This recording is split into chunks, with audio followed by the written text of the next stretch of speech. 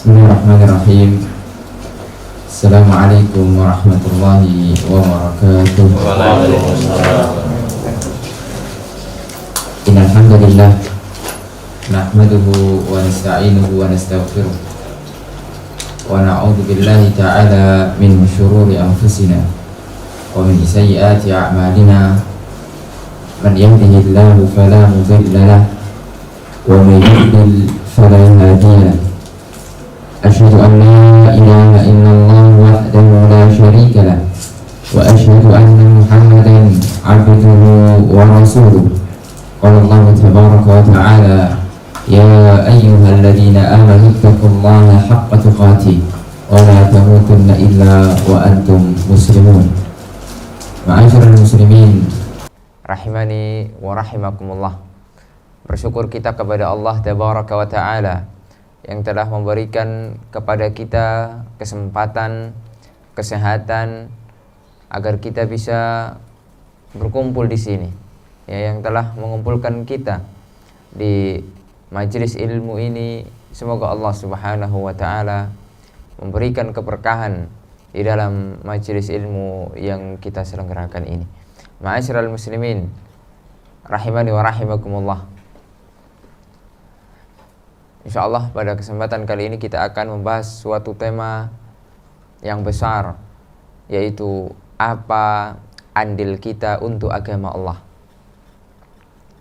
Perlu kita ketahui ma'asyiral muslimin rahimani wa rahimakumullah, bahwasannya kehidupan kita di dunia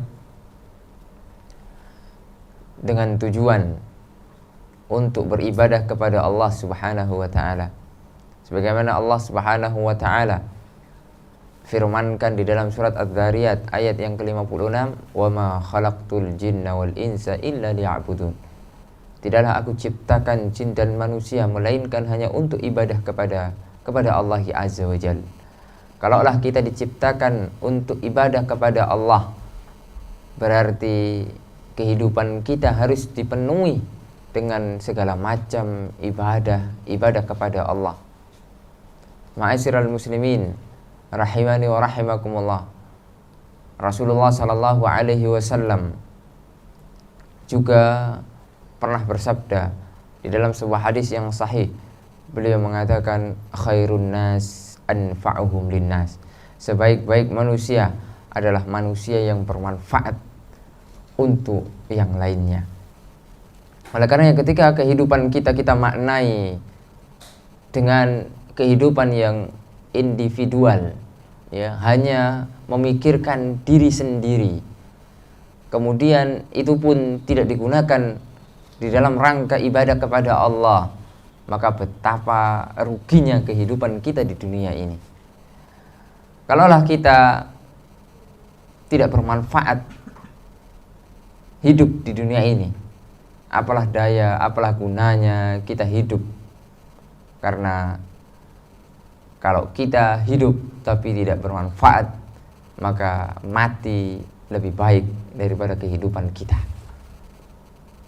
Lihatlah bagaimana dahulu para sahabat, mereka berjuang memberikan manfaat untuk yang lainnya, terutama memberikan manfaat kepada Rasul sallallahu alaihi wasallam, saling bahu membahu, memiliki rasa saling kasih sayang di antara mereka. Karena mereka merasa bahwasanya hidup ini hanya satu kali. Jika kita hidup satu kali lalu tidak bermanfaat, untuk apa hidup? Oleh karena ma'asyiral muslimin rahimani wa rahimakumullah, Allah Subhanahu wa ta'ala pada hakikatnya tidak membutuhkan ibadah kita. Sebanyak apapun amalan yang kita lakukan, itu Allah tidak butuh. Ya, yang butuh adalah kita sendiri. Yang butuh terhadap ibadah kita, amalan-amalan kita, sosial kita, itu hanya kita sendiri sebagai bekal nanti kita menghadap Allah Subhanahu wa ta'ala. Adapun Allah tidak butuh, ya, tidak butuh sama sekali. Allah tidak butuh kepada makhluknya. Makhluklah yang butuh kepada amalan-amalan tersebut. Makhluklah yang butuh kepada Allah Subhanahu wa ta'ala. Oleh karenanya, marilah coba kita renungi bagaimana dahulu para sahabat memberikan andil mereka untuk menolong agama Allah Subhanahu wa taala. Dimulai dari Islam yang ketika itu masih dalam keadaan lemah. Di Mekkah, Rasul sallallahu alaihi wasallam ketika itu belum bisa berbuat banyak. Berdakwah secara pelan-pelan, dikatakan dengan dakwah sirriyah, ya, dakwah sembunyi-sembunyi. Karena kekuatan umat Islam belum ada ketika itu. Sehingga ketika ada sebagian sahabat yang disiksa oleh kafir Quraisy, Rasul sallallahu alaihi wasallam hanya bisa mendoakan, hanya bisa memberikan motivasi untuk senantiasa bersabar. Yasir, Ammar bin Yasir, ya, subhanallah, disiksa, punggungnya disetrika hanya untuk menegakkan agama Allah. Akan tetapi Rasul sallallahu alaihi wasallam ketika itu belum bisa berbuat banyak, hanya mendoakan, yaitu sobron ala Yasir fa inna mau'idakum sabar, wahai keluarga Yasir, karena tempatmu kelak di surga Allah Subhanahu wa taala. Lihat, itu pengorbanan bagaimana di masa-masa sulit yang seperti itu mereka bersabar, berandil untuk agama Allah, membela agama Rasul sallallahu alaihi wasallam. Begitu juga dengan para sahabiyat, di antaranya Sumayyah, yang mana beliau mati, kemaluannya itu ditusuk dengan besi. Subhanallah. Akan tapi itu tidak menggetarkan, menggoyahkan hati dari sahabat yang mulia tersebut, yaitu Sumayyah, sehingga beliau menjadi syahidah, ya, orang yang mati syahid dari kalangan perempuan pertama di dalam Islam. Membela agama Allah di hadapan orang-orang kafir. Lalu bagaimana para sahabat mengeluarkan harta mereka, tenaga mereka, pikiran mereka untuk membela Rasul sallallahu alaihi wasallam, menegakkan agama Allah, menegakkan tauhid di muka bumi. Bagaimana Abu Bakar menyerahkan seluruh hartanya. Oleh karenanya Rasul sallallahu alaihi wasallam mengatakan tentang Abu Bakar bahwasanya jika seandainya iman itu seluruh penduduk bumi ini ditimbang dengan imannya Abu Bakar, maka iman Abu Bakar masih lebih berat. Karena ketika itu zaman genting, tidak mudah orang bisa percaya begitu saja dengan Rasul SAW, melainkan yang diberikan rahmat oleh Allah Azza wa Jal. Akan tapi Abu Bakar percaya bahwasanya ini adalah utusan Allah, Nabi yang hak, tentunya dengan berbagai macam rintangan yang beliau terima. Begitu juga berikutnya para sahabat yang lain melakukan andil mereka di dalam agama Allah. Bagaimana Utsman bin Affan banyak mewakafkan hartanya. Ada sebuah kisah, yaitu siapa yang mau membeli sebuah sumur, nanti balasannya adalah surga. Maka subhanallah, sahabat yang mulia Utsman bin Affan radhiyallahu an bersedia. Kala itu harga sumur tidak murah, ya, mahal sekali. Ya, kurang lebih kalau dirupiahkan 1 miliar, ya, harga sumurnya. Subhanallah. Ketika itu kenapa kok Rasulullah SAW menawarkan agar para sahabat itu membantu mewakafkan air tersebut? Karena kaum muslimin khususnya ketika itu dipersulit untuk mendapatkan air saja, dipersulit untuk harus bayar beli kepada orang-orang Yahudi, ya. Oleh karenanya jika kita ingin mengalahkan perekonomian Yahudi, maka harus kita galakkan wakaf kaum muslimin. Karena wakaf itulah yang bisa menggetarkan, mengalahkan orang-orang Yahudi. Jadi kalau orang Yahudi jual air, kemudian kita kaum muslimin ikut jual air, kalah kita, tidak akan menang, ya. Akan tapi kaum muslimin wakaf air, jadi air itu gratis untuk kaum muslimin, sehingga ekonomi orang Yahudi mati, ya. Subhanallah. Lihat bagaimana ini kejadian nyatanya, bukti real bahwasanya wakaf itu adalah kekuatan besar umat Islam. Ya, subhanallah. Ketika itu tidak mau dijual sumur itu. Akan tetapi Utsman bin Affan memiliki lisan yang masya Allah, ya, pandai negosiasi, pandai untuk berbicara, sehingga orang Yahudi luluh di hadapan Utsman untuk bisa menjual sumurnya yang dikenal dengan Bi'ru Rumah. Sekarang masih ada sumurnya, airnya jernih, bermanfaat, dan pahalanya masih mengalir atas nama Utsman bin Affan radhiyallahu anhu. Ketika itu orang Yahudi tidak mau menjualnya. Kemudian dirayu-rayu, dinego-nego, akhirnya mau. Itu pun orang Yahudi masih licik, tidak mau dijual sepenuhnya. Hanya cuma dijual sehari untuk Utsman, seharinya lagi Yahudi, besoknya Utsman lagi, seharinya Yahudi. Itu dengan harga 1 miliar. Subhanallah. Dengan harga 1 miliar. Akan tapi Utsman infakkan. Dan Utsman mewakafkan untuk Allah Azza wa Jalla. Untuk Allah Azza wa Jalla. Untuk kepentingan kaum muslimin. Karena air termasuk di antara kebutuhan vital manusia. Sehingga ketika itu mulailah ketika harinya Utsman, kaum muslimin bebas mengambil air gratis. Dan harinya Yahudi berbayar. Sehingga kaum muslimin khususnya dan orang-orang yang belum masuk Islam pada umumnya kira-kira milih yang mana? Kira-kira milih yang mana? Ya, yang gratisan. Secara fitrah kita ini suka produk gratis. Ya. Sudah fitrah sudah. Ya. Tentunya subhanallah. Ketika gilirannya Utsman itu sampai ya antri full. Ya. Kemudian ketika besoknya giliran orang Yahudi berbayar. Bayarnya nggak murah, mahal. Ya. Dan ketika itu sepi. Berjalan beberapa waktu. Pokoknya pas jatahnya Utsman rame. Pas jatahnya Yahudi sepi. Sampai akhirnya orang-orang Yahudi ini ngedumel. Ya, kalau bahasa Jawanya ngedumel. Kalau gini caranya bangkrut kita ini. Ya, kalau gini caranya ini kita ini aduh, sudah tidak ada pemasukan. Ya, sudah berhari-hari sepi. Kalah sama jatahnya Utsman ini. Akhirnya orang Yahudi menyerah sehingga dijual semua sumur tersebut ya full untuk kaum muslimin.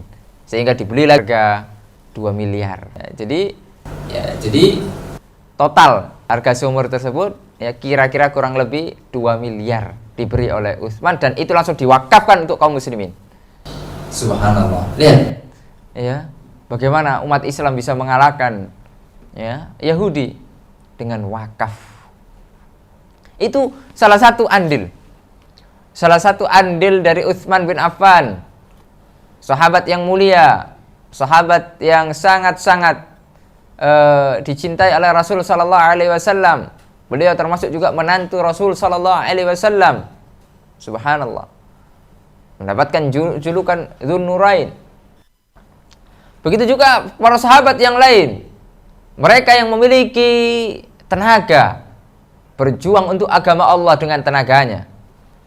Yang cerdas berjuang untuk agama Allah dengan kecerdasannya. Yang kaya berjuang untuk agama Allah dengan kekayaannya. Oleh karena para sahabat itu tidak pernah berpikir masalah dunia.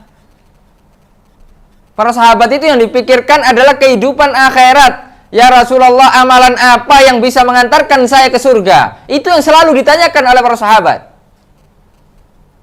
Para sahabat tidak pernah minta ajari oleh Rasulullah SAW. Ya Rasul, nanti kalau omset saya segini bagaimana ya? Kalau nanti seperti ini, dunia. Tidak pernah. Ya. Tapi yang mereka pikirkan para sahabat itu, teladan kita yang mulia mereka itu. As-salafus saleh. Yang mana kita diperintahkan untuk mengikuti mereka. Walladzina taba'uhum bi ihsan. Orang-orang yang mengikuti mereka dengan baik. Karena mereka gunakan segala macam kemampuan mereka untuk agama Allah. Harta mereka bermanfaat. Subhanallah. Ya. Lihat. Sebagaimana Utsman, sampai sekarang beliau masih menerima pahalanya mengalir. Padahal sudah berlalu hampir 15 abad. Begitu juga dengan sahabat yang mulia Abdurrahman bin Auf. Hartanya digunakan untuk berinfak di jalan Allah, untuk berjihad kaum muslimin, melawan orang-orang kafir, membiayai jihad. Lihat bagaimana wakaf itu menjadi kekuatan umat Islam.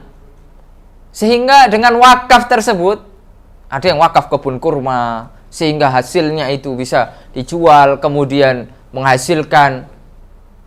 Lihat bagaimana para ahli suffah, sahabat yang tinggal di sekitaran masjid Rasul Sallallahu Alaihi Wasallam, itu dari mana mereka biayanya?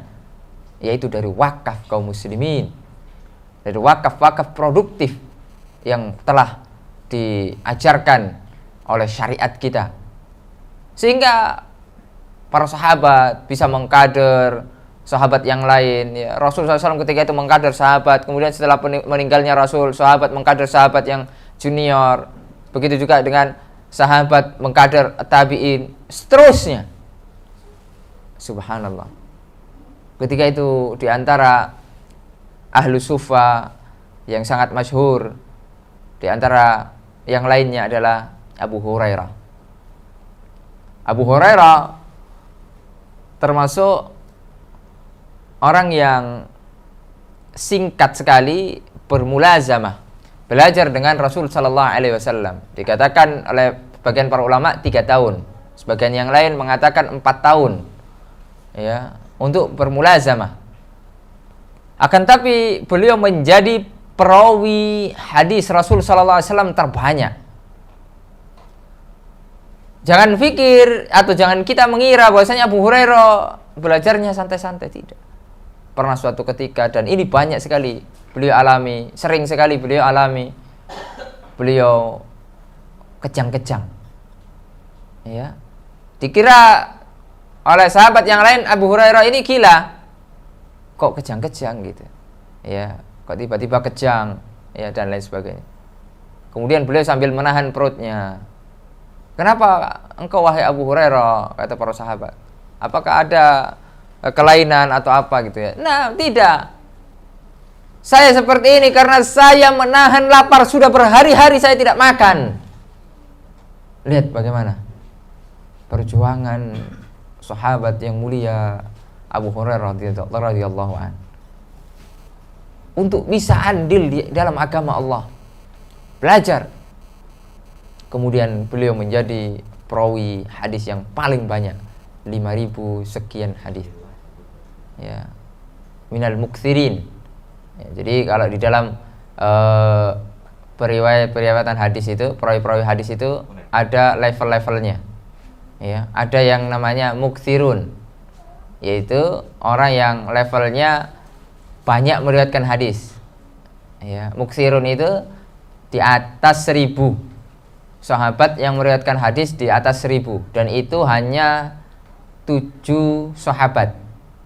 Itu hanya 7 sahabat. Nah, ini dihafal ya. Hanya 7 sahabat. Yang pertama adalah Abu Hurairah. Ya. 5.000 sekian hadis.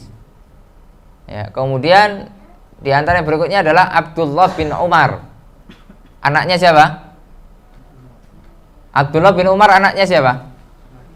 Anaknya Umar. Anaknya Umar bin Khattab. Ya. Kemudian di antara yang berikutnya adalah Abdullah bin Abbas. Lalu yang berikutnya yang keempat adalah Aisyah radhiyallahu an. Lalu yang berikutnya adalah Jabir bin Abdullah. Yang keenam Abu Sa'id Al-Khudri. Dan yang terakhir, yang ketujuh adalah siapa kira-kira? Siapa kira-kira? Ada yang bisa jawab? Yang bisa jawab dapat hadiah nggak kira-kira? Ya. Siapa kira-kira? Ada yang bisa jawab? Yang di atas? Yang di bawah? Sisa satu. Siapa sahabat yang banyak meriwayatkan hadis? Sisa satu ini. Karena ada 7. Ya, kira-kira siapa gitu? Siapa yang jawab tadi? Siapa yang jawab tadi?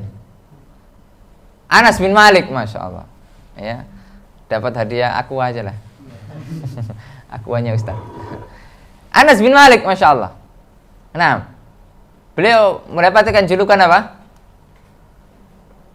Beliau mendapatkan julukan apa Anas bin Malik ini? Khadimur Rasulillah sallallahu alaihi wasallam. Karena dari sejak beliau ya, belia masa-masa muda beliau melayani, diserahkan oleh orang tuanya untuk berkhidmat kepada Rasul sallallahu alaihi wasallam. Oh, subhanallah, betapa luar biasanya ibunya Anas bin Malik ini. Ya.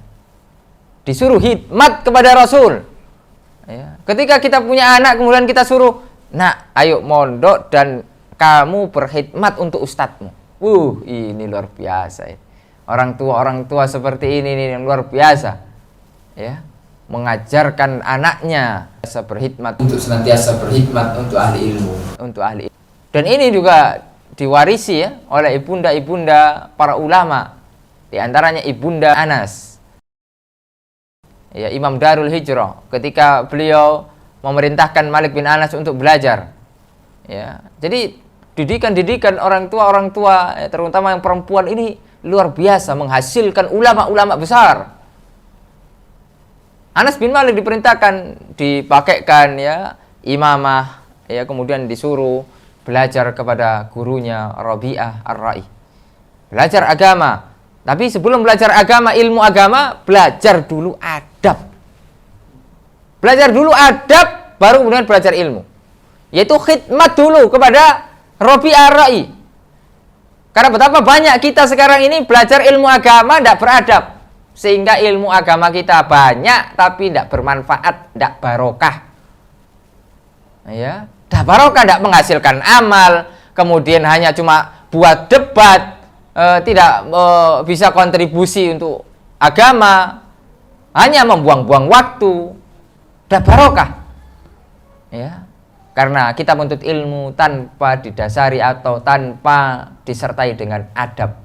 Oleh karenanya Yusuf bin Husain pernah mengatakan yang dinukil oleh Syekh Shalih Al-Utsaimin dalam kitabnya Khulasat Ta'dhimil Ilmi bil adabi tafhamul ilmah. Dengan adab seseorang itu bisa memahami ilmu. Walaupun dia tidak terlalu pintar, tapi dia punya adab, akhlak yang baik, maka Allah akan bukakan pintu-pintu ilmu itu. Walaupun meskipun agak lemot misalnya pemahamannya, agak terlambat dengan yang teman-temannya yang lain ya, karena keterbatasan ya, mungkin tidak terlalu cerdas misalnya, tapi beradab. Ini luar biasa ya, bermanfaat kehidupannya. Ma'asyiral muslimin rahimani wa rahimakumullah. Jadi kembali lagi kita kepada peran para sahabat dahulu ya, bagaimana ketika Rasul sallallahu alaihi wasallam itu kalah ya. Ketika peperangan apa? Rasulullah SAW itu mengalami kekalahan. Perang apa kira-kira? Perang Uhud. Ketika itu subhanallah ya, tidak nurut. Istilahnya beberapa pasukan itu kurang nurut gitu. Kurang nurut mendengarkan perintah Rasulullah SAW. Disuruh standby malah turun. Ya, turun untuk mengambil harta ghanimah. Sedangkan ketika itu Khalid bin Walid belum masuk Islam. Ya, Khalid bin Walid pasukan atau panglima yang paling jago. Ya, Khalid bin Walid ini ketika perang tidak ada ceritanya kalah. Ya, oleh karena Khalid bin Walid mendapat julukan apa? Apa julukannya? Siapa? Apa julukannya? Pedangnya Allah, Saifullah. Ya. Karena kalau Khalid sudah menjadi panglima, nggak ada ceritanya kalah. Ya. Subhanallah. Oleh karenanya, ma'asyiral muslimin rahimani wa rahimakumullah. Kemudian setelah itu Rasul SAW dikepung karena sudah dibolak balik gitu ya, dibolak balik pasukannya ketika itu ya. Jadi Khalid bin Walid itu muter gunung untuk kembali mengepung kaum muslimin, sehingga berantakan ketika itu kaum muslimin di perangan Uhud itu, sehingga Rasul Shallallahu Alaihi Wasallam terkena anak panah yang menyebabkan apa? Giginya patah ya, giginya yang agak dalam ini patah. Ketika itu para sahabat apakah berdiam diri? Bagaimana sikap para sahabat? Subhanallah, langsung membentuk ring satu. Lihat bagaimana kecintaan mereka kepada Rasulullah SAW untuk membela, menegakkan agama Allah. Kita mundur sebentar ya, di peperangan Badar. Bagaimana ketika itu pasukan kaum muslimin berapa orang? 300 sekian orang lah, 300 lebih sedikit.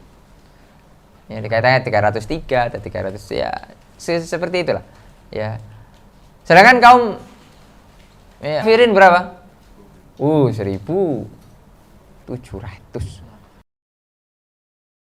Berarti rata-ratanya satu orang lawan berapa? 1.000 banding 300. Ya. 3,5. Ya, S3 lah ya. Jadi satu orang megang 3 kalau memang menang. Secara matematika kalah atau menang? Secara matematika. Jadi kalkulasi lah. Secara hitung-hitungannya kaum muslimin ini kalah. Lawang dia banyak 1.000, sedangkan pasukan kaum muslimin ketika itu ya karena masih baru ya 300. Ya, oleh karenanya ketika perang Badar itu sudah berkecamuk ya, sudah subhanallah. Pokoknya sudah habis-habisan. Ya, banyak yang sudah mati syahid ya. Oleh karenanya ma'asyiral muslimin rahimani wa rahimakumullah ya, tidaklah berlebihan atau sangat-sangat pantas jika Allah Subhanahu wa taala memberikan balasan kepada orang-orang yang melakukan perang Badar dengan balasan surga. Subhanallah, sangat pantas. Karena ketika itu yang mereka korbankan apa? Apa yang mereka korbankan? Nyawanya. Kaum muslimin tidak pernah takut mati untuk membela agama Allah. Sedangkan kaum kafirin, mereka takut mati. Itu perbedaan kita dengan mereka.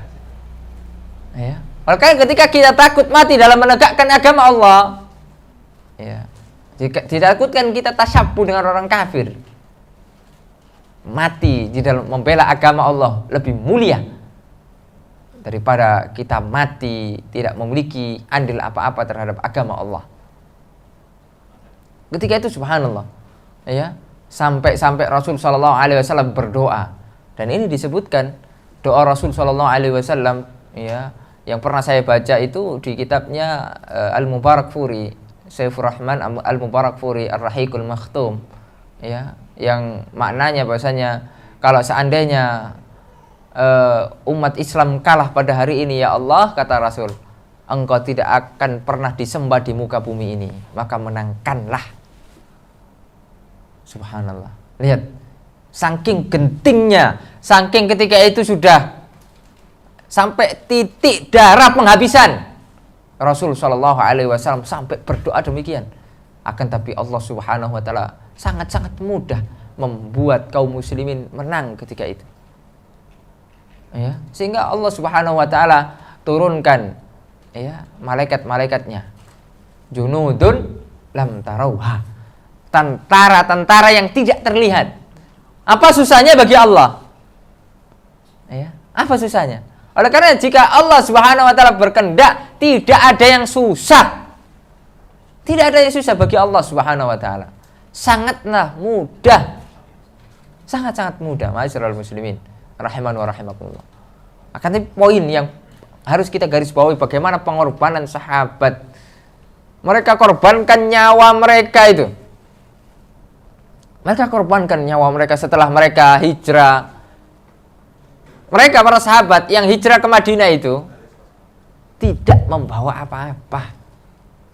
Abdurrahman bin Auf itu, kalau antum tahu, hijrah ke Madinah itu hanya cuma membawa baju yang menempel di tubuhnya.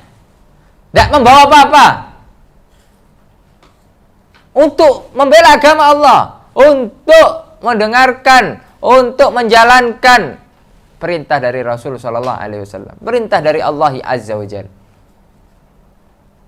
Sahabat itu demikian. Ketika mendengarkan perintah, sami'na wa ta'na. Sami'na wa ta'na, kami dengar dan kami taat. Oleh karena pantas jika mereka itu harus diteladani, mereka itu harus dijadikan teladan, contoh yang baik di dalam beragama umat Islam pada generasi berikutnya. Karena di dalam kehidupan beragama mereka perfect. Mereka gunakan semua kemampuan mereka untuk agama Allah. Lihat yang jago-jago, yang cerdas-cerdas, membela agama Allah di peperangan, di medan tempur. Di antaranya adalah semisal Ubaidah bin Jarrah, Khalid bin Walid ketika sudah masuk Islam. Mereka adalah singa-singanya di medan pertempuran. Pasukan hebatnya kaum muslimin. Subhanallah. Kemudian ada juga yang membela dengan hartanya, Utsman bin Affan, Abdurrahman bin Auf, Abu Bakar As-Siddiq, dan yang lainnya. Ada yang membela agama Allah ini dengan ilmunya. Aisyah, ya, ini ibunda kita yang mulia, satu-satunya wanita yang paling banyak meriwayatkan hadis Rasul sallallahu alaihi wasallam. Cerdas. Kita punya kelebihan masing-masing, ma'asyiral muslimin. Ada yang diberi Allah ilmunya banyak, ada yang diberi Allah hartanya banyak, ada yang diberi Allah kekuatan tenaganya banyak. Itu yang harus kita berikan untuk agama Allah. Kalau tidak kita lakukan itu, kita takut dengan firman Allah, wa in tatawallau yastabdil qauman ghairakum tsumma la yakunu amsalakum. Kalau kita tidak mau lagi bela agama Allah ini, tidak mau lagi ikut andil dalam agama Allah ini, yastabdil qauman, kita akan digantikan oleh Allah dengan umat yang lain yang tidak seperti kita. Kita akan hilang, kita akan binasa. Ya. Subhanallah. Lihat. Tinggal kita mau atau tidak gitu loh. Hidup kita ini kan singkat sekali. Kata Rasul sallallahu alaihi wasallam dalam sebuah hadis yang sahih, ya, fi ma makna a'maru ummati ma baina sittin wa sab'in. Umur umatku itu 60 sampai 70 tahun. Wa aqallu man tajawaza dzalik, sangat sedikit yang melebihi, ya, angka tersebut. Bahkan terlebih musim pandemi ini, banyak nggak yang meninggal di bawah 60 tahun? Sangat-sangat banyak. Subhanallah. Ya, lihat. Oleh karenanya, di kehidupan kita yang singkat ini, marilah kita memiliki andil untuk agama Allah.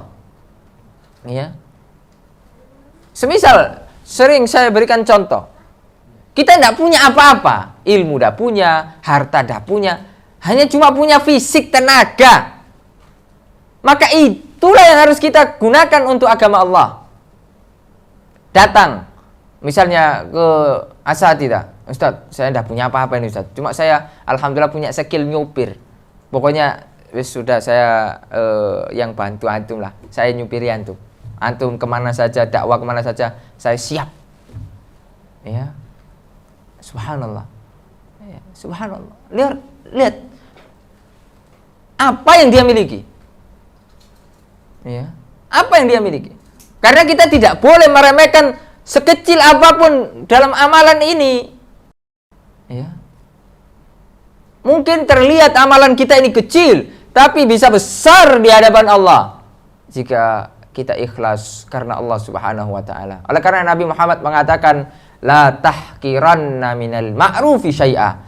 Jangan pernah meremehkan kebaikan walaupun itu sangat-sangat kecil.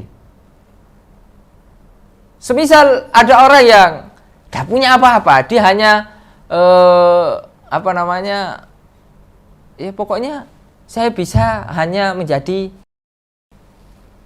tukang bangunan, ya, sehingga kemudian dibangunlah di suatu tempat atau di suatu pondok pesantren masjid. Karena saya tidak punya uang untuk infak, saya juga tidak punya ilmu untuk isi kajian di masjid itu, untuk mengajarkan anak ngaji, tidak punya ilmu. Tapi saya punya keahlian, saya bisa masang keramiknya, saya bisa plester temboknya, saya bisa masang asbesnya dan lain sebagainya. Saya urun tenaga, luar biasa. Punya andil dalam agama Allah. Ya. Lihat bagaimana sahabat itu kan tidak sama antara satu dengan yang bertingkat-tingkat. Ada yang andil dengan ilmunya, lihat ya, seperti Ibnu Abbas. Itu ilmunya, berjihad dengan ilmunya. Ya. Abdullah bin Umar, ya, kemudian Abu Hurairah menjaga hadis Rasul sallallahu alaihi wasallam. Di antara kita membela agama Allah itu menjaga syariat Allah itu. Ya. Menjaga syariat Allah dari berbagai macam penyimpangan. Itu membela agama Allah. Ya, subhanallah. Ilmu, ya, harta dan tenaga. Kalau kita punya ilmu tapi tidak mau kita untuk mengamalkan ilmu itu, ilmu kita tidak barokah, ya, maka hati-hati. Bisa jadi ya ilmu yang kita dapat akan ya menjadi hujjah alaina, ya, bukan menjadi hujjatun lana, akan tapi menjadi hujjatun alaina. Apa perbedaannya hujjatun lana wa alaina? Hujjatun lana itu bisa membela kita. Jadi ilmu kita ini bisa membela, menolong kita di akhirat. Tapi kalau hujjatun alaina, ilmu ini jadi bumerang. Kita sudah ngaji, sudah banyak ilmunya, tapi tidak kita manfaatkan. Tidak mau, kita hanya gak mau ngajar. Meskipun ngajar anak-anak kecil misalnya, tidak mau. Harus digaji, harus punya gaji yang besar. Tidak mau saya kalau cuma ngajar TPQ paling 50.000 1 tahun, ya misalnya. Subhanallah. Nah, kita harus bekerja, ya. Akan tapi apakah kehidupan kita ini untuk kerja ya, kerja terus? Kan tidak. Ya. Nah, cari nafkah wajib. Dan itu harus kita niatkan untuk ibadah kepada Allah. Ya. Akan tapi kalau itu hanya itu saja yang di pikiran kita, ya, mencari nafkah pulang, besok balik lagi, kayak gitu aja terus. Nggak kita pernah aktif untuk kegiatan-kegiatan kaum muslimin yang lain. Kan masih bisa kita aktif.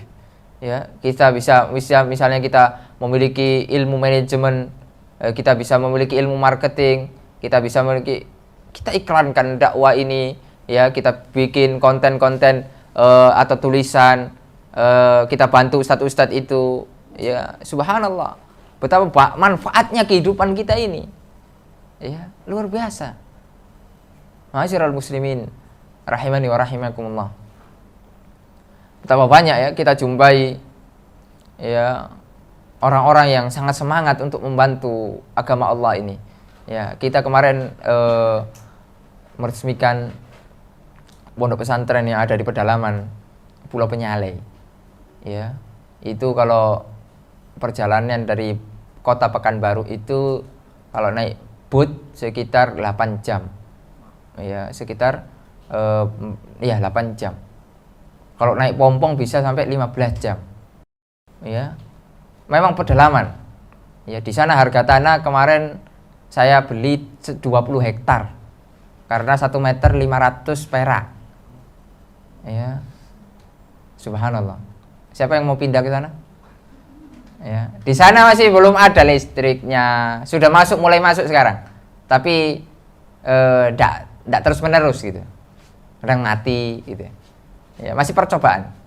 Ya. Di sinyal apalagi belum masuk. Ya, sekarang sudah mulai gitu. Ya, tapi yang untuk daerah-daerah sana itu belum masuk. Hanya sebagian kecil yang masuk sinyal itu. Ya. Subhanallah. Mobil juga belum ada di sana. Jadi pakainya motor. Jadi kalau kita bangun itu yang mahal itu bukan misalnya kita bangun kemarin asrama dari papan-papan. Yang mahal bukan kayunya, tapi ngangkut kayunya itu mahal. Karena pakai motor dilangsir. Ya. Itu sudah hampir seharga kayu langsirnya. Nah, subhanallah. Lihat. Nah, kemudian setelah itu banyak masyarakat padahal mereka dari kalangan tidak mampu.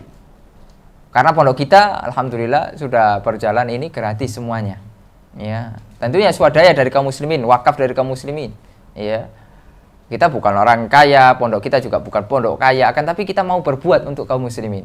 Ya, sehingga ya kita saling ta'awun. Ya, terkadang ya kadang susah. Ya, mudirnya ini yang susah, mikiri. Ya, kadang kalau berasnya sudah habis, enggak ada lagi beras. Ya. Mau makan besok sudah ada. Ya udah, bertawakal kepada Allah, kita berdoa kepada Allah. Insyaallah nanti akan datang pertolongan. Nah, besoknya datang satu pick up beras. Enggak tahu kita dari mana. Lihat bagaimana. Di pondok pedalaman itu demikian. Orang-orang yang tidak mampu tapi mereka pengen andil. Karena mereka senang orang-orang pedalaman itu dengan pondok kita, Masya Allah. Mereka punya kebun, mereka punya kelapa muda, kasih santri. Mereka punya baru panen beras, kasih santri. Mereka punya ayam, kasih santri. Subhanallah. Lihat ya ikhwan, bagaimana kita ini masih memiliki sebenarnya keinginan untuk senantiasa mengikut atau ikut dalam andil ini untuk menegakkan agama Allah ini. Ya. Saya rasakan betul itu. Ya. Masa kita ini yang mungkin kita lebih ekonominya lebih mampu, kita ini lebih kuat tenaganya, masa kita dah punya andil gitu? Ayo, kita harus punya andil. Ya, subhanallah. Oleh karena ma'asyiral muslimin, rahimani wa rahimakumullah. Ini kehidupan singkat ini jadikan harta kita itu simpan. Kalau misalnya kita punya harta banyak, simpan harta kita ini di akhirat. Jadi jangan mau harta ini cuma hanya di dunia. Misalnya kita punya harta bermiliar-miliar atau bertriliun-triliun, tapi udah bawa aja nanti ke akhirat itu. Ya, bawa aja harta itu. Jangan ditinggalkan di dunia. Bawa sekalian. Ya, dengan cara apa? Diinfakkan di jalan Allah, diwakafkan untuk mungkin bangun pesantren, bangun masjid, bantu anak yatim. Ya, subhanallah. Ini luar biasa ini. Ya, ini luar biasa. Oleh karenanya amalan itu hakikatnya ma'asyiral muslimin itu yang setia menemani kita. Kalau yang lain itu tidak setia. Maksudnya tidak akan menemani kita. Rasulullah SAW pernah bersabda dalam hadis yang sahih, ya, yatba'ul janazata salasun. Ya, yatba'u janazata salasun. Jenazah itu nanti ketika kita mati, kita akan diikuti 3 hal. Ya. Karena kematian kita ini pasti. Ya, kematian kita ini pasti. Ya. Imma antum duluan, ya, kemudian saya nyusul, ya, atau saya yang belakangan antum duluan, ya. Jadi kepastian itu, mati pasti. Ya, tinggal nunggu giliran. Idza jaa ajaluhum la yastakhiruna sa'atan wa la yastaqdimun. Kalau sudah waktu mati, dah bisa. Bentar malaikat, tunda dulu. Ya, 1 menit lagi, saya mau mandi dulu. Dah bisa. Mati. Ya, subhanallah. Lihat. Jenazah itu akan diikuti 3 hal kata Nabi. Yang pertama adalah maluhu. Kita akan diikuti nanti sama harta kita. Mungkin kita punya mobil. Mungkin mobil itulah nanti dibuat mengantarkan jenazah kita. Atau mungkin kita punya apa? Ya, kendaraan motor. Motor itu dipakai oleh sanak kerabat kita untuk mengantarkan kita ke pemakaman. Begitu juga wa ahluhu. Anak-anak kita, keluarga kita nganterin. Ya, istri kita atau anak kita atau adik kita, kakak kita, atau mungkin orang tua kita ngantar kita ke kuburan. Kemudian juga yang akan mengikuti kita amalan kita, wa amaluhu. Akan tapi yang kekal fayarji'usnani, 2 akan balik. Wa yabqa wahid, 1 yang akan setia menemani kita. Yang balik apa? Ahluhu wa maluhu. Keluarga kita balik ke rumah kita. Harta kita balik lagi. Ya, lihat. Bagaimana mereka tidak bisa menemani kita. Walaupun kita punya anak kesayangan, kita rawat dari kecil sampai besar dari besar lagi sampai kecil lagi. Subhanallah. Lihat, tidak mau mereka menemani kita walaupun cuma 5 menit. Walaupun cuma 5 menit. Ya, kita punya istri yang cantik, bahkan bukannya 1, 5, banyak nggak boleh, 4. Ya, nggak mau mereka menemani kita itu. Ya, ketika kita di alam kubur, balik mereka. Ya, kalau kita tidak meninggalkan ilmu agama kepada mereka, mereka akan rebutan warisan, bahkan harta kita diperebutkan. Ya, kemudian ini dan itu, banyak kekacauan.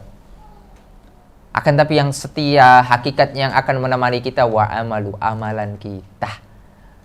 Sekarang ini duduknya kita di majelis ilmu, berjalannya kita untuk mencari nafkah, ibadah kepada Allah, salat berjamaah kita, berbakti kita kepada orang tua, sedekah kita, pokoknya amalan-amalan saleh kita itulah yang hakikatnya yang akan kekal menemani kita. Itulah yang setia kepada kita. Itu yang harus kita cita-citakan itu. Ya, karena kehidupan dunia ini sangat singkat dan kehidupan akhirat itu yang kekal abadi. Allah mengatakan wal akhiratu khairun wa abqa. Akhirat itu lebih baik dan lebih kekal. Dalam ayat yang lain Allah mengatakan wal akhiratu khairul laka minal ulah. Akhirat itu lebih baik daripada dunia. Ya. Oleh karenanya Rasulullah SAW mengatakan dalam sebuah hadis yang diriwayatkan oleh Ibnu Umar, beliau mengatakan kun fid dunya ka'annaka gharibun au abiru sabilin. Jadilah kalian di dunia ini seakan-akan kalian itu orang asing. Ya, orang asing sementara saja gitu. Ya. Atau hanya cuma penyeberang jalan. Ya, kalau kita menyeberangi jalan kira-kira lama atau sebentar? Ya, lama atau sebentar? Sebentar. Jadi kehidupan kita itu ibaratkan jalan itu loh. Ya, ketika kita sudah sampai tujuan di seberang sana, itu kita hakikatnya sudah mati, sudah kita berpindah kepada alam akhirat. Jadi kehidupan kita selama penyeberangan itu sangat singkat sekali. Ya, oleh karenanya betapa ruginya kalau kita ini kehidupan ini hanya mikirkan dunia saja. Sedangkan dalam sebuah hadis Rasulullah SAW mengatakan ad-dunya mal'unah mal'unun ma fiha. Dunia ini terlaknat dan terlaknat semua yang ada di dalamnya. Illa zikrullah wa mawala. Ya, kecuali orang-orang yang senantiasa mengingat Allah, berzikir kepada Allah, dan orang alim wa muta'allim, dan orang-orang yang alim, orang yang berilmu dan menyampaikan ilmunya, dan orang yang senantiasa belajar. Oleh karena kalau kita dimudahkan oleh Allah untuk senantiasa belajar, meskipun mungkin kita tidak menjadi seorang yang alim, tidak bisa-bisa, tapi kita berusaha. Ya, karena kita tahu ini wajib kita ini belajar agama Allah. Ya, maka ayo kita terus istiqomah. Ya, minimal kita mendapatkan keberkahan majelis ilmu itu. Ya, oleh karenanya, ma'asyiral muslimin, ya, ini perlu saya sampaikan bahwasanya majelis ilmu yang offline itu tidak bisa dikalahkan dengan majelis ilmu yang online. Ya, tidak bisa. Secara keberkahan, secara ganjaran, ya, subhanallah, tak bisa. Oleh karena sampai Syekh Shalih Al-Utsaimin mengatakan di dalam Syarah Tadhkiratus Sami' wal Mutakallim, ya, di halaman yang ke-400 itu, beliau mengatakan bahwasanya orang yang hanya mencukupkan dirinya ngaji online, ya, tidak mau, padahal dia ada kesempatan untuk hadir offline, ya, di majelis ilmu, ya, mungkin di rumah atau di rumah-rumah seperti ini atau di masjid-masjid Allah, ya, maka itu ibaratkan makan tulang tanpa daging. Ibaratkan apa? Makan tulang tanpa daging. Kira-kira enak enggak? Tulangnya saja. Tulang itu jatahnya jin. Kenapa dimakan? Ya. Ibaratkan apa? Makan tulang tanpa daging. Kalau orang majelis ilmu seperti ini, ibaratkan dapat daging sak tulang-tulangnya. Subhanallah. Karena dalam sebuah hadis Rasulullah SAW mengatakan majtama'a qaumun fi baitin min buyutillah. Ya, tidaklah kumpul orang-orang di antara rumah-rumah Allah, ya, atau di majelis-majelis ilmu, ya, kemudian yatluna kitab Allah, dibacakan ayat Al-Qur'an. Ya, kira-kira kita baca Al-Qur'an atau baca Injil? Al-Qur'an. Ya. Wa yatadarasuna fim bainahum, belajar. kita maknai ya firman Allah Subhanahu wa taala, belajar saling menasihati, illa nazalat alaihimus sakinah, kecuali turun ketenangan, wa ghasyiyatuhumur rahmah, diliputi rahmat. Ya, subhanallah. Kemudian wa haffatumul malaika, malaikat menaungi. Jadi malaikat ini ikut dengan majelis kita, diliputi oleh malaikat. Subhanallah. Dan hadis ini tidak bisa diterapkan ketika online. Tidak bisa. Ya. Oleh karena ma'asyiral muslimin, bukan berarti ngaji online tidak boleh. Ya, bukan berarti tidak boleh, tapi kalau bisa offline ya offline saja. Ya. Atau dipadukan. Misalnya ada uzur, ya, misalnya ibu-ibu ada uzur karena memiliki anak yang kecil, bayi, ya, masih menyusui, masih banyak kesibukan yang lain, ya, itu ma'dzur. Ya, kita masih memanfaatkan media-media yang ada, HP, streaming, TV, ya, atau radio, itu nggak apa-apa. Akan tetapi ketika kita punya kesempatan dan kita tidak mau hadir di majelis ilmu hanya untuk cukuplah streaming aja, ini yang keliru. Ya, ini yang keliru. Tapi jika dipadukan, saling melengkapi, itu tidak apa-apa. Ya, kita pun juga begitu memanfaatkan apa yang ada di YouTube dari majelis-majelis para masyayikh itu, subhanallah, bermanfaat. Ya, oleh karena dulu Ustadz Firanda pernah bilang ke kita bahwasanya dulu saya tidak mencukupkan duduk di majelis ilmu di Nabawi. Ya, karena akan sangat lama sekali menyelesaikan kitab-kitab, ya, lama gitu. Terus yang saya lakukan adalah ketika sudah selesai dari Nabawi yang masjid offline-nya, beliau pulang ke asrama, ya, beliau punya kaset-kaset rekaman para masyayikh yang membahas kitab-kitab, ya, taksili, dari mulai mungkin akidah wasitiyah, dalam akidahnya itu, ya, akidah wasitiyah, kemudian kitab-kitab yang lain, ya, Tohawiyah, dan itu diselesaikan semuanya melalui rekaman itu, ya, sehingga bisa selesai semua kitab-kitab, ya, dalam waktu yang singkat, subhanallah. Dan juga dapat keberkahan di majelis ilmu karena duduk langsung di majelis ilmu, ya, sisa waktunya untuk mendengarkan itu. Lihat bagaimana keilmuannya, lihat bagaimana hasilnya. Nah, kalau dipadukan itu bagus, ya. Ma'asyiral muslimin rahimani wa rahimakumullah. Jadi begitu, ya. Jadi apa andil kita untuk agama Allah, ya. Jadi ma'asyiral muslimin rahimani wa rahimakumullah. Sekarang marilah kita introspeksi diri, ya. Sudah apa sudah, ya, kita memberikan sesuatu ini untuk agama Allah. Ya, sudahkah kita memberikan sesuatu untuk agama Allah? Ya, kalau belum, ayo kita belajar. Dengan belajar itu antum akan bisa memberikan kontribusi, ya, minimal kontribusi untuk diri sendiri dan keluarga dulu, baru nanti untuk kaum muslimin. Jadi jangan cukupkan untuk diri dan keluarga dulu, kaum muslimin, ya. Diri perlu diri sendiri, kita perbaiki dulu diri kita, ya, keluarga juga kita perlu perbaiki, ya, barulah, ya, atau jalan bareng kita memperbaiki sama-sama, yuk kita punya andil. Ya, subhanallah. Sibukkan diri kita ini dengan hal-hal yang bermanfaat. Ya, oleh karenanya Rasulullah SAW mengatakan, ihris ala ma yanfa'uka wasta'in billah wala ta'jiz. Bersemangat dari apa-apa yang bermanfaat. Ya, bermanfaat di dunia dan bermanfaat di akhirat. Kemudian wasta'in billah, senantiasa kita minta tolong kepada Allah. Kenapa? Agar kita tidak merasa ujub ketika kita bisa melakukan sesuatu. Kita bisa kaya ini bukan karena diri kita sendiri, tapi berkat pertolongan Allah. Kita bisa seperti ini bukan karena diri kita sendiri, karena pertolongan dari Allah. Ya, jangan sekali-kali ujub. Tidak boleh kita ujub, bangga diri. Ya, hanya seolah-olah diri kita lah yang mampu, yang cerdas, yang jago, yang ini dan itu. Tidak. Kita hakikatnya tidak mampu. Ya. Hanya pertolongan dari Allah Subhanahu wa taala. Kemudian wala ta'jiz, jangan sekali-kali kita lemah. Ya, jangan sekali-kali kita lemah. Ikhwan, ma'asyiral muslimin rahimani wa rahimakumullah. Orang-orang kafir itu, ya, atau orang-orang yang di atas kesesatan, mereka sangat semangat untuk menyebarkan kekafirannya. menyebarkan kesesatannya. Ya. Di beberapa tempat di pedalaman itu, ya, yang gencar mereka di sana itu adalah orang-orang kafir. Ya, misionaris. Kenapa mereka begitu semangat untuk menyebarkan, padahal mereka itu sesat kafir? Apa yang membuat mereka semangat itu? Subhanallah. Ya. Sedangkan kita umat Islam yang berada di atas hak kebenaran, tidak semangat. Kok malah lemah?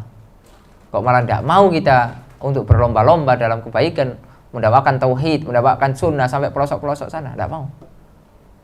Ya. Padahal itu adalah kebenaran yang kita dakwahkan. Ya. Sampai kemudian nanti begini, nanti begitu gitu ya.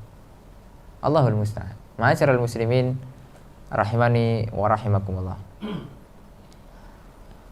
Itulah ya, itu yang mungkin bisa disampaikan pada kesempatan kali ini, dan insya Allah kita sambung dengan tanya jawab ya. Kita sambung dengan tanya jawab yang sudah masuk di pertanyaan ini ya. Wallahu taala a'lam bishawab.